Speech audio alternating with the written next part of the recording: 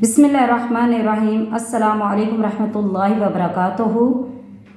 दुनिया की सबसे कीमती गाय, ये बहुत ही अहम और नहायत ही शानदार कुरानी वाक़या है और इस वाक़े की वजह से कुरान मजीद की सूरत का नाम सूरह बकरा यानी गाय वाली सूरत रखा गया है। इसका ये वाक़या है कि बनी इसराइल में एक बहुत ही नेक और सालिह बुज़ुर्ग रहते थे और इनका एक ही बच्चा था जो नाबालग था। इनके पास फ़कत एक गाय की बछिया थी यानी गाय का बच्चा था। इस बुज़ुर्ग ने अपनी वफ़ात के करीब इस बछिया को जंगल में ले जाकर ये कह के छोड़ दिया कि या अल्लाह, मैं इस बछिया को इस वक्त तेरी इमानत में इस वक्त तक तेरी इमानत में देता हूँ कि मेरा बच्चा बालिग हो जाए।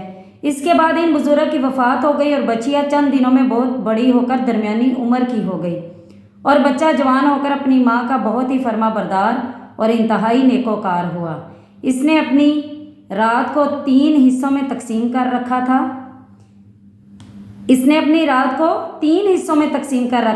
एक हिस्से में सोता था और एक हिस्से में इबादत करता था और एक हिस्से में अपनी माँ की खिदमत करता था और रोज़ाना सुबह को जंगल में से लकड़ियाँ काट कर लाता और इनको फ़रोख्त करके 1/3 रकम सदका कर देता और 1/3 अपनी ज़ात पर खर्च करता और 1/3 रकम अपनी वालदा को देता। इस वाक़ये से हमें ये भी सबक मिलता है कि हमें अपनी ज़िंदगी के क्या असूल बनाने चाहिए जिनसे अल्लाह राज़ी होता है। एक दिन लड़के की माँ ने कहा कि मेरे प्यारे बेटे, तुम्हारे बाप ने मिरास में एक बछिया छोड़ी थी जिसको उन्होंने फ़लाँ झाड़ी के पास जंगल में खुदा की मन्नत में सौंप दिया था। अब तुम इस झाड़ी के पास जाकर यूँ दुआ मांगो कि हज़रत इब्राहीम और हज़रत इस्माइल और हज़रत इसहाक के खुदा, तू मेरे बाप की सौंपी हुई अमानत मुझे वापस दे दे। और इस बछिया की निशानी ये है कि वो पीले रंग की है और इसकी खाल इस तरह चमक रही होगी कि गोया सूरज की किरणें इसमें से निकल रही हैं। ये सुनकर लड़का जंगल में इस झाड़ी के पास गया और दुआ मांगी तो फ़ौरन ही वो गाय दौड़ती हुई आकर इसके पास खड़ी हो गई। सुभान अल्लाह। और ये इसको पकड़कर घर लाया और इसकी माँ ने कहा, बेटा, तुम इस गाय को ले जाकर बाज़ार में 3 दिनार में फ़रोख्त कर डालो, लेकिन किसी गाहक को बगैर मेरे मशवरे के मत देना। इन दिनों बाज़ार में गाय की कीमत 3 दिनार ही थी। बाज़ार में एक गाहक आया जो दर हकीकत फ़रिश्ता था। इसने कहा कि मैं गाय की कीमत 3 दिनार से ज़्यादा दूंगा, मगर तुम माँ से मशवरा किए बगैर गाय मेरे हाथ में फ़रोख्त कर डालो। लड़के ने कहा, तुम खामखा कितनी भी ज़्यादा कीमत दो, मगर मैं अपनी माँ से मशवरे किए बगैर हरगिज़ ये गाय नहीं बेचूंगा। लड़के ने माँ से सारा माजरा बयान किया तो माँ ने कहा कि ये गाहक शायद कोई फ़रिश्ता है, तो ए बेटा, तुम इससे मशवरा करो कि हम इस गाय को अभी फ़रोख्त करें या ना करें। चुनाचा लड़के ने बाज़ार में जाकर इस गाहक से मशवरा किया तो इसने कहा कि अभी तुम इस गाय को ना फ़रोख्त करो, आइंदा इस गाय को बेचना नहीं है, इस गाय को फ़रोख्त ना करो। आइंदा इस गाय का हज़रत मूसा अलैहिस्सलाम के लोग ख़रीदेंगे तो तुम इस गाय के चमड़े में भरकर सोना इसकी कीमत तलब करना, तो वो लोग इतनी ही कीमत देकर ख़रीदेंगे। चुनाचा चंद ही दिनों के बाद बनी इसराइल के एक बहुत ही मालदार आदमी को, जिसका नाम आमील था, इसके चचा के दोनों लड़कों ने इसको कत्ल कर दिया और इसकी लाश को एक वीराने में डाल दिया। सुबह को कातिल की तलाश शुरू हुई, मगर जब कोई सुराख ना मिला तो कुछ लोग हज़रत मूसा अलैहिस्सलाम की खिदमत में हाजिर हुए और कातिल का पता पूछा तो आपने फरमाया कि तुम लोग एक गाय ज़िबा करो, इसकी ज़ुबान या दम की हड्डी से लाश को मारो तो वो ज़िंदा होकर खुद ही अपने कातिल का नाम बता देगा।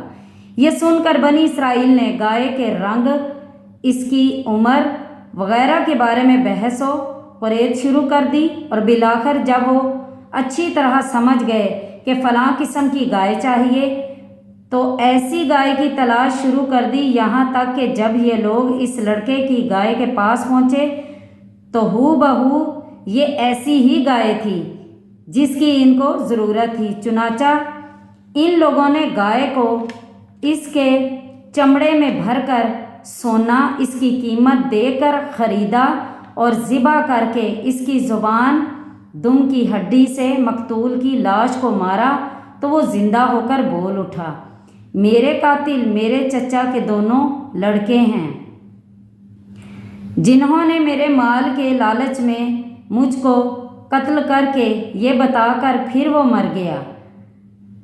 چنانچہ ان دونوں قاتلوں کو قصاص میں قتل کر دیا گیا، اور مرد صالح کا لڑکا جو اپنی ماں کا فرما بردار تھا کثیر دولت سے مالا مال ہو گیا۔ اس پورے مضمون کو قرآن مجید کی مقدس آیتوں میں اس طرح بیان فرمایا ہے۔ اور جب حضرت موسیٰ نے اپنی قوم سے فرمایا خدا تمہیں حکم دیتا ہے کہ ایک گائے ذبح کرو، تو وہ لوگ بولے کہ کیا آپ ہم سے مذاق کرتے ہیں؟ تو آپ نے فرمایا کہ پناہ با خدا میں جاہلوں میں سے ہو جاؤں؟ تو ان لوگوں نے کہا کہ آپ اپنے رب سے دعا کیجئے کہ وہ ہمیں بتا دیں کہ کیسی گائے ہونی چاہیے۔ تو آپ نے فرمایا کہ اللہ فرماتا ہے وہ ایسی گائے ہو جو نہ بوڑھی ہو نہ بچھیا، بلکہ ان دونوں عمروں کے درمیان ہو، تو کرو جس کا تمہیں حکم ہوتا ہے۔ وہ لوگ بولے کہ آپ اپنے رب سے دعا کیجئے کہ وہ ہمیں بتا دے کہ اس کا رنگ کیسا ہو۔ آپ نے فرمایا اللہ فرماتا ہے وہ ایک پیلی گائے ہو جس کی رنگت ڈڈیاتی ہو، جو دیکھنے والوں کو خوش کر دے۔ وہ بولے کہ آپ اپنے رب سے دعا کیجئے کہ وہ ہمیں صاف صاف بیان کر دے کہ وہ کیسی گائے ہو، کیونکہ گایوں میں ہم کو شبہ پڑ گیا ہے، اور اللہ چاہے تو ہم راہ پا جائیں گے۔ آپ نے فرمایا کہ اللہ تعالیٰ فرماتا ہے وہ ایسی گائے ہو جس سے زمین جوتنے کی خدمت نہ لی جاتی ہو اور نہ وہ کھیت میں پانی بھرتی ہو، بے عیب ہو اور اس میں کوئی داغ بھی نہ ہو۔ یہ سن کر وہ لوگ بولے اب آپ ٹھیک ٹھیک بات لائے۔ پھر ان لوگوں نے اس گائے کو ذبح کیا اور ذبح کرتے معلوم نہ ہوتے تھے۔ اور اے بنی اسرائیل، جب تم لوگوں نے ایک خون کیا اور ایک دوسرے پر اس کی تہمت ڈالنے لگے، اور اللہ کو ظاہر کر دینا تھا جس کو تم چھپاتے تھے، پھر ہم نے ان لوگوں سے فرمایا کہ تم لوگ مقتول کو اس گائے کے ایک ٹکڑے سے مارو تو وہ زندہ ہو گیا۔ اور اللہ تعالیٰ اس طرح مردوں کو زندہ فرمائے گا اور اپنی نشانیاں تم لوگوں کو دکھاتا ہے تاکہ تم لوگ اس بات کو سمجھ لو۔ اس سے ہمیں سبق کیا ملتا ہے، درس کیا ملتا ہے؟ اس واقعے سے بہت سی عبرت انگیز اور نصیحت خیز باتیں اور احکام معلوم ہوتے ہیں۔ ان میں سے چند جو ہیں وہ یاد رکھنے کے قابل ہیں۔ خدا کے نیک بندوں کے چھوڑے ہوئے مال میں بڑی خیر و برکت ہوتی ہے۔ دیکھ لو کہ اس مرد صالح نے صرف ایک بچیا چھوڑ کر وفات پائی تھی، مگر اللہ تعالیٰ نے اس میں اتنی برکت عطا فرمائی کہ ان کے وارثوں کو اس کے بچیا کے ذریعے بے شمار دولت ملی۔ اس مرد صالح نے اولاد پر شفقت کرتے ہوئے بچیا کو اللہ کی امانت میں سونپا تھا۔ تو اس سے معلوم ہوا کہ اولاد پر شفقت رکھنا اور اولاد کے لیے کچھ مال چھوڑ جانا یہ اللہ والوں کا طریقہ ہے۔ ماں باپ کی فرما برداری اور خدمت گزاری کرنے والوں کو خداوند کریم غیب سے بے شمار اس کا سامان عطا فرماتا ہے۔